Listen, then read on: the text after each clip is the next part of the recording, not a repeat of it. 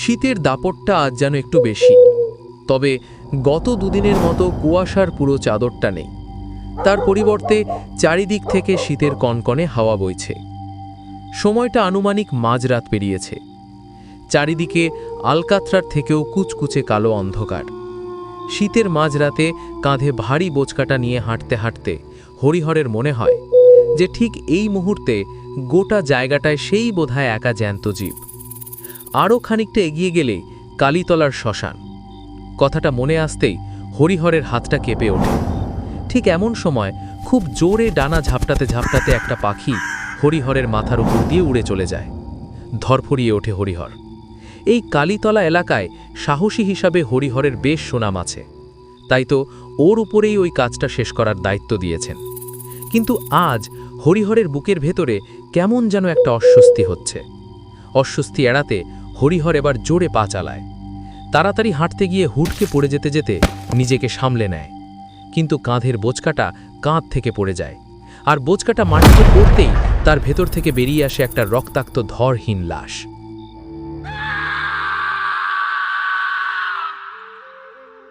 মুখার্জি বাড়িতে আজ উৎসবের মৌসুম লেগেছে। বিগত কয়েকদিন ধরেই এই উৎসবের আমেজেই মজে আছি মুখার্জি বাড়ি, কারণ মুখার্জি বাড়িতে এটাই শেষ এবং প্রথম বিয়ে। অধীরান মুখার্জির একমাত্র কন্যা মধুবালা মুখার্জির বিয়ে। এমন বড় বাড়ির মেয়ের সাথে যে সামাজিক এবং আর্থিকভাবে সমতুল্য কোনো পরিবারের ছেলের সাথে বিয়ে হবে সেটাই স্বাভাবিক, কিন্তু মুখার্জি গিন্নির ইচ্ছে মেয়েকে বিয়ে দিয়ে ছেলে ঘরে আনবেন। এই বাড়িতেই মেয়ে জামাই তাদের সঙ্গেই থাকবে। তবে এমনটা খুব একটা অস্বাভাবিক নয়, কারণ এমন অনেক মা বাবার ইচ্ছে থাকে। কিন্তু এই মুখার্জি পরিবারে এমন একটা রহস্য আছে যা মুখার্জি গিন্নিকে এই কাজটা করতে বাধ্য করেছে। মুখার্জি ভিলা রাত নামলেই রহস্যময় হয়ে ওঠে। ভিলার এক গোপন ঘরেতে ৩ জন মানুষ বসে আছে। এই ৩ জনের একজন নারী, বাকি দুজনের একজন ভদ্রবেশী পুরুষ আর একজন কাপালিক।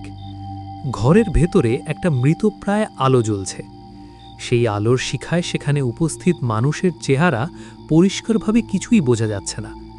কুঠুরির ভেতরে একটা অস্বস্তিকর নীরবতা। এমন সময় একটানা নিস্তব্ধতাকে খান খান করে নারী কণ্ঠটি বলে ওঠে, তাহলে কি করা হবে? আগামী অমাবস্যার তো আর বাকি নেই। এর মধ্যে যদি সবকিছু জোগাড় না করা যায় তাহলে তো মহা সর্বনাশ হয়ে যাবে।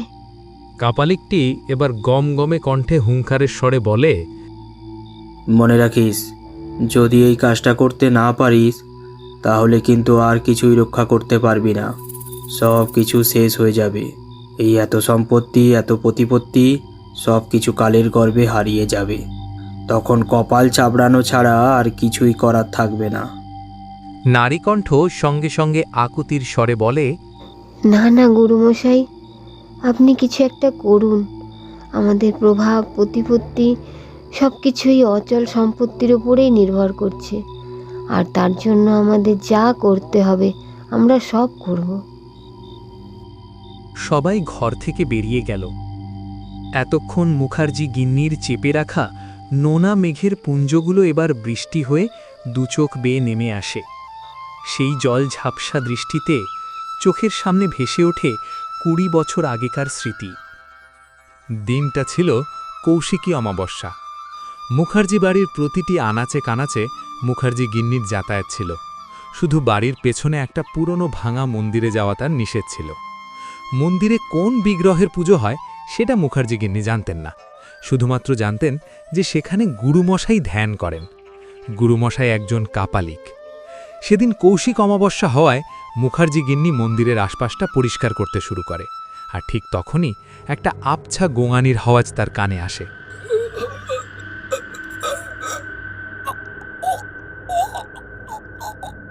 ওই কিছুক্ষণ, তারপরে সব চুপ। মুখার্জি গিন্নির মনে হয় যে মন্দিরের ভেতর থেকেই যেন আওয়াজটা এসেছিল। এই মন্দিরে তো গুরুমশাই থাকেন, তবে কি তার কোনো বিপদ হলো? কথাটা ভাবতেই সে হাতের সব কাজ ফেলে দৌড়ে মন্দিরের দরজা ঠেলে ভেতরে ঢোকে। কিন্তু মন্দিরের ভেতরে ঢুকে যা দেখতে পায় তা ভীষণ ভয়ানক এবং নারকীয়। মন্দিরের ভেতরে কোনো বিগ্রহ নেই। ঠিক মাঝখানের মেঝেতে একটা মাঝারি আকারের রক্ত শিলাখণ্ড। শিলাখণ্ডের ওপরে বেশ কিছু জবা ফুল ছড়ানো আছে, যেন খানিক আগেই কোনো বিধি করা হয়েছে। সেই শিলাখণ্ডের ঠিক পাশেই পড়ে আছে একটা মুণ্ডহীন লাশ। লাশটার হাত পা তখনও থরথর করে কাঁপছে, যেন খানিক আগেই বলি দেওয়া হয়েছে।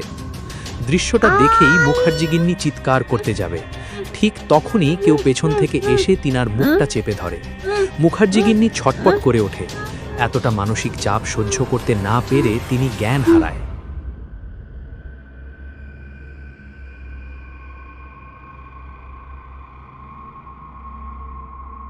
যখন তিনার জ্ঞান ফেরে, তখন সামনে তিনার স্বামীকে বসে থাকতে দেখে।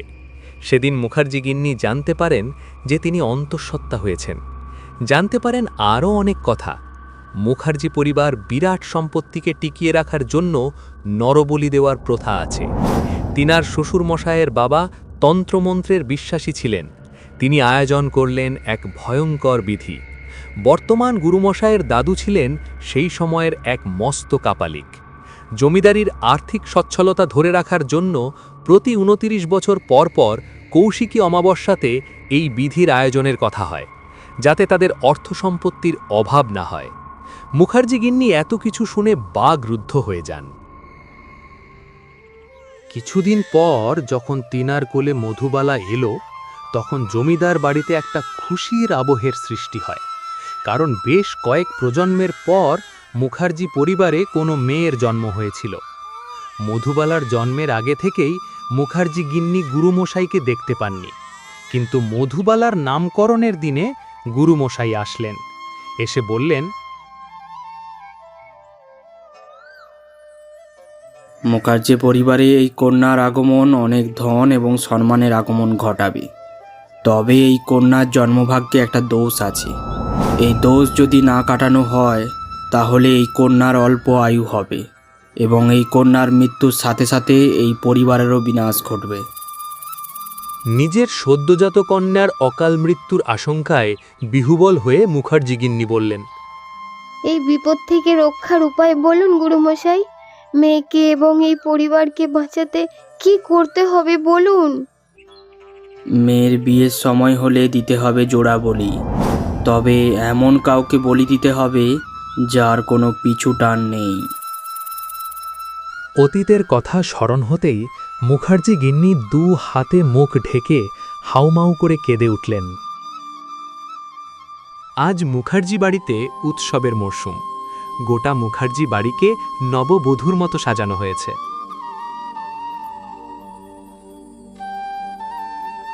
তবে মরশুমের এই উৎসবে যাকে বধূরূপের সবচেয়ে বেশি অপরূপা দেখতে লাগছে, সে হল মধুবালা।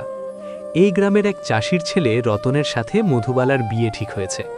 কিন্তু রতনের চোখ অন্য কিছু খুঁজছে, তার দাদুকে। রতনের দাদু ছাড়া আর কেউ নেই। রতন প্রথমেই বিয়ের জন্য রাজি ছিল না, কিন্তু তার দাদুই তাকে জোর করে রাজি করিয়েছে। এবং এই জমিদার বাড়ি থেকে দাদুর দেখাশোনার জন্য 2জন লোককেও ঠিক করা হয়েছে। যে দাদু তাকে ছোট থেকে মানুষ করেছে, তাকে ছেড়ে আজ থেকে এই বাড়িতে থাকতে হবে, এটা ভাবলেই তার মন খারাপ হয়। ওদিকে মুখার্জি বাড়ির পেছনের মন্দিরের ভেতর হোমযজ্ঞ শুরু হয়েছে। যজ্ঞকুণ্ডের সামনে বসে আছে মুখার্জি গিন্নি এবং তার স্বামী। কাপালিক ডান দিকের থালার ওপর থেকে কাপড়টা সরাতেই দেখা যায় যে থালায় ছোট ছোট বোতলে কয়েক ধরনের তরল পদার্থ রয়েছে। কাপালিক বাঁ দিকের থালার উপর ঢেকে রাখা কালো কাপড়টা তুলে নিলেন, আর কালো কাপড়টা তুলে নিতেই দেখা গেল তাতে রয়েছে একটা সদ্য কাটা মুন্ডু। মুন্ডুটা থেকে তখনও টপ টপ করে রক্ত পড়ে যাচ্ছে। মুন্ডুটা ছিল রতনের দাদু। রতনের দাদুকে রতনের বিয়েতে নিয়ে আসার নাম করে রাস্তায় তাকে হরিহর হত্যা করেছে। হরিহরকে আগেই এই কাজের জন্য নির্দেশ দেওয়া হয়েছিল। ওদিকে বিয়ের মন্ত্রের উলুধ্বনি শোনা যায়। কাপালিক এক মুহূর্ত দেরি না করে ভয়ঙ্কর মন্ত্রের উচ্চারণ করতে করতে যজ্ঞকুণ্ডে একে একে বোতলের সব তরল ঢেলে দিতেই কুণ্ডের আগুন দাউ দাউ করে জ্বলে ওঠে। কিছুক্ষণ এভাবে জ্বলার পর হঠাৎই ধপ করে আগুনটা নিভে যায়। কাপালিকের মুখে ফুটে ওঠে এক পৈশাচিক হাসি। ওদিকে বিয়ের মণ্ডপেও সব শান্ত।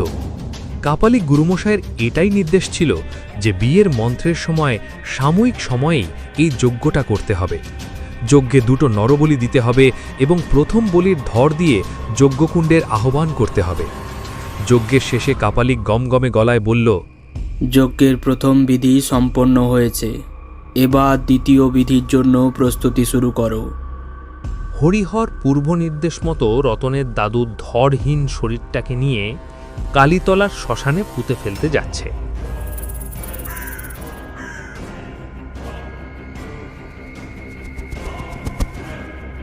হরিহর শ্মশানে ঢুকে মাটি খোঁড়ার বড় বেলচা দিয়ে মাটিতে একটা কোপ দিতেই হঠাৎ হরিহরের কানে একটা ডানা ঝাপটানোর শব্দ আসে। হরিহরের হাত থেকে বেলচাটা পড়ে যায়। পেছন থেকে কেমন একটা খসখসে শব্দ ভেসে আসছে। শব্দটা শুনে পেছন ফিরে তাকাতেই হরিহরের বুকের রক্ত হিম হয়ে যায়। রতনের দাদুর ধরহীন দেহটা ওর পেছনে দাঁড়িয়ে আছে। ভয়ে হরিহরের হাত পা কেমন একটা অবশ হয়ে গেছে। পর মুহূর্তে জ্যান্ত সবটা বেলচা খাড়া করে প্রবল বেগে হরিহরের গলা লক্ষ্য করে ছুড়ে দেয়। আর একটু পরেই শ্মশানের নির্জন প্রান্তর থেকে ভেসে আসে হরিহরের মরণ চিৎকার। পরের দিন সকালে গ্রামের হাটে যাবার জন্য 2জন গ্রামবাসী শ্মশানের পথ দিয়ে যাচ্ছিল। হঠাৎ প্রচণ্ড দুর্গন্ধ পেয়ে উৎসুক হয়ে 2জন গ্রামবাসী শ্মশানের ভেতরে ঢুকতেই একটা জোর ধাক্কা খায়। শ্মশানে ঢোকার পরেই তারা দেখতে পায় সেখানে কারুর মুন্ডুহীন রক্তাক্ত লাশ পড়ে আছে এবং কিছু দূরেই পড়ে আছে সেই লাশের কাটা মুন্ডুটা। ছিন্ন মুন্ডুটা দেখেই গ্রামবাসীরা চিনতে পারে এই লাশটি হরিহরের।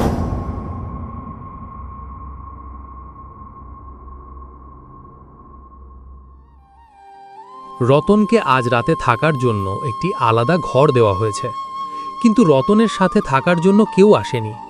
রতন একটু অবাক হয়। সাধারণত কাল রাত্রিতে বর বা বধূকে আলাদা রাখা হয়, কিন্তু একা রাখা হয় না। দাদু তার বিয়েতে আসেনি, তাই রতনের মনটা খারাপ হয়ে যায়। তার দাদুর কথা খুব মনে পড়ছে। দাদুর তো তাকে ছাড়া ঘুমই আসে না। দাদুর কথা ভাবতে ভাবতেই রতনের আরেকজনের কথাও মনে পড়ে যায়, মধুবালার। এই কঠিন পৃথিবীতে এত নরম মনের কেউ থাকতে পারে সেটা মধুবালার সাথে পরিচয় হওয়ার আগে রতন জানতই না। গত রাতের পর রতন মধুবালার প্রতি বেশ আকৃষ্ট হয়ে পড়েছে। মধুবালার কথা ভাবতে ভাবতে রতন কখন যে ঘুমিয়ে পড়েছে ঠিক টের পায়নি। যখন তার চোখ খুলল তখন সে দেখল মন্দিরের ভেতরে বিভিন্ন আকৃতির শিলাখণ্ডগুলোকে ঘিরে যজ্ঞের আয়োজন করা হয়েছে। শিলাখণ্ডের ঠিক পাশেই একটা হাঁড়ি কাঠ। যজ্ঞকুণ্ডকে ঘিরে বসে আছেন গুরুমশাই এবং কিছুটা দূরে বসে আছে তার শ্বশুর শাশুড়ি। রতন এইরকম একটা দৃশ্য দেখে আতঙ্কে রক্তশূন্য হয়ে যায়। তার শ্বশুর গায়ের জোরে তাকে হাঁড়িকাঠের সামনে নিয়ে এসে হাঁড়িকাঠের ওপর রতনের মাথাটা চেপে ধরেন। রতন নিজেকে ছাড়ানোর আপ্রাণ চেষ্টা করে, কিন্তু গুরুমশাই আর এক মুহূর্ত সময় নষ্ট না করে খড়গটা হাতে নিয়ে প্রবল বেগে নামিয়ে আনে রতনের ঘাড়ের ওপর। মুখার্জি বাড়িতে একটা হুলস্থুল পড়ে গেছে, কারণ কাল রাত্রির পর থেকে রতনকে কোথাও খুঁজে পাওয়া যাচ্ছে না। মধুবালা শোকে বিহ্বল হয়ে অসুস্থ হয়ে পড়ে। এদিকে যত সময় যায় মধুবালা আরও অসুস্থ হয়ে পড়ে। ধীরে ধীরে সে খাওয়াটাও বন্ধ করে দেয়। মধুবালার অবস্থার অবনতি দেখে মুখার্জি দম্পতি গিয়ে গুরুমশাইয়ের পায়ে আছড়ে পড়েন। গুরুমশাই, আপনি যা যা বলেছেন আমি তা সব কিছু অক্ষরে অক্ষরে পালন করেছি, তাহলে আমাদের এমন অবস্থা কেন হলো? গুরুমশাই খানিকক্ষণ চোখ বন্ধ করে কিছু মন্ত্র বিড়বিড় করে মুখার্জি গিন্নির উদ্দেশ্যে বললেন, কারণ রতনের আত্মা মধুবালার আত্মার সঙ্গে একাত্ম হয়ে গেছে। অমাবস্যার তিথি এখনও আছে, অতএব যা করতে হবে তাড়াতাড়ি করতে হবে, নইলে মধুবালা মাকে এবং এই মুখার্জি বাড়ির কোনোটাকেই বাঁচানো যাবে না। রাত তখন 2টো। মুখার্জি বাড়ির চারিদিকে এখন থমথমে পরিবেশ। মনে হচ্ছে যেন কোনো অকাল ঘুমের জালে জড়িয়ে পড়েছে সবাই। মধুবালা নিষ্প্রাণের মতো বিছানায় শুয়ে আছে। দুদিনেই তার শরীরের অবনতি চোখে পড়ার মতো। শরীরের স্বাস্থ্য ভেঙে অর্ধেক হয়ে গেছে। কিন্তু এসব ছাড়িয়েও যেটা সবচেয়ে ভয়ঙ্কর ব্যাপার, সেটা হলো মধুবালার শরীরের ভেতর থেকে একটা পচা কটু দুর্গন্ধ বেরোচ্ছে। তার বিছানার ঠিক সামনে গুরুমশাই ক্রিয়ার আয়োজন করছেন। মুখার্জি দম্পতি একটু দূরে বসে আছেন। এই ক্রিয়ায় তাদের কোনো কাজ নেই। গুরুদেব সবুজ রঙের কিছু তরল আগুনে ঢেলে দিতেই মধুবালার শরীরটা যেন একটু নড়ে উঠল, সাথে সাথে দুর্গন্ধের পরিমাণটা যেন একটু কমে এলো। এরপর গুরুমশাই শুরু করলেন এক কঠিন ক্রিয়া। একটি শিলাখণ্ড বসিয়ে তাকে নিজের হাত কেটে রক্ত দিয়ে অভিষেক করালেন। বিভিন্ন মন্ত্র উচ্চারণের মাধ্যমে চলতে লাগল ক্রিয়ার বিধি। একটু পরেই নিষ্প্রাণ হয়ে শুয়ে থাকা মধুবালার শরীরে কেমন একটা স্পন্দন হচ্ছে। ওদিকে গুরুমশাইয়ের মন্ত্র উচ্চারণের গতি আরও বেড়ে যায়। হঠাৎ মধুবালার শরীরটা শূন্যে উঠে যায়। শূন্যে উঠে শরীরটা কেমন যেন মোচড়াতে থাকে। দেখে মনে হচ্ছে যেন কোনো কিছুকে নিজের শরীর থেকে ছাড়াতে চাইছে সে। শূন্যে মধুবালার শরীরটা ঝাপটাতে থাকে, তারপর সঝরে এসে বিছানায় পড়ে। সবাই দেখল একটা কালো ধোঁয়ার অবয়ব মধুবালার শরীর থেকে বেরিয়ে যাচ্ছে। সঙ্গে সঙ্গে মধুবালার শরীরের থেকে আসা সেই পচা দুর্গন্ধটাও একেবারেই কমে যায়। গুরুমশাই মন্ত্র উচ্চারণ বন্ধ করে বললেন, এখন আর কোনো বিপদ নেই। রতন ছেলেটি অত্যন্ত সৎ আত্মার ছেলে ছিল। সেই মধুবালার আত্মার সাথে মিলিত হয়ে গিয়েছিল এবং মধুবালার আত্মাও রতনের আত্মার সাথে মিলিত হয়েছিল। সেই কারণেই মেয়েটি এত দ্রুত গতিতে শুকিয়ে যাচ্ছিল। মধুবালার শরীর থেকে বেরোনো দুর্গন্ধটার কারণ এটাই ছিল। তবে গুরুমশাই কথাটা শেষ করতে পারলেন না। তার মুখের ভাব পরিবর্তন হয়ে গেল। তিনি মুখ খুলে জিভ বের করে দুহাতে নিজের গলা চেপে ধরলেন। সঙ্গে সঙ্গে মুখ থেকে গল গল করিয়ে বেরিয়ে এলো রক্ত। গুরুমশাই ধপ করে কাটা কলা গাছের মতো মেঝেতে পড়ে গিয়ে ছটফট করতে করতে মারা গেলেন। তার মুখ থেকে বেরিয়ে এলো কালচে রক্ত। মুখার্জি দম্পতি এই ঘটনার জন্য একেবারেই তৈরি ছিলেন না। তাদের চোখ হঠাৎ করে সামনের দিকে গেল। মধুবালা দাঁড়িয়ে আছে। এই মধুবালা তাদের মেয়ে নয়, এ তো অন্য কেউ। খোলা চুল, ভ্রান্ত দৃষ্টি, পৈশাচিক হাসি, রক্তমাখা মুখ। না না, এ মধুবালা নয়, এ যে অন্য কেউ। মধুবালা এক জান্তব পৈশাচিক অট্টহাসিতে ফেটে পড়ে।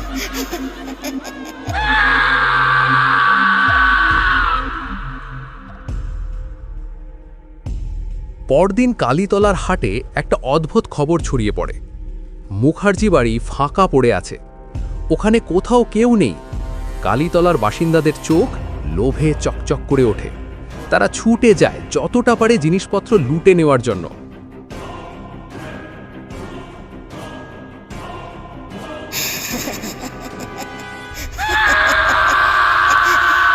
ফাঁকা বিধ্বস্ত মুখার্জি বাড়ি থেকে এখন শুধু এক অশরীরী চিৎকার শোনা যায়।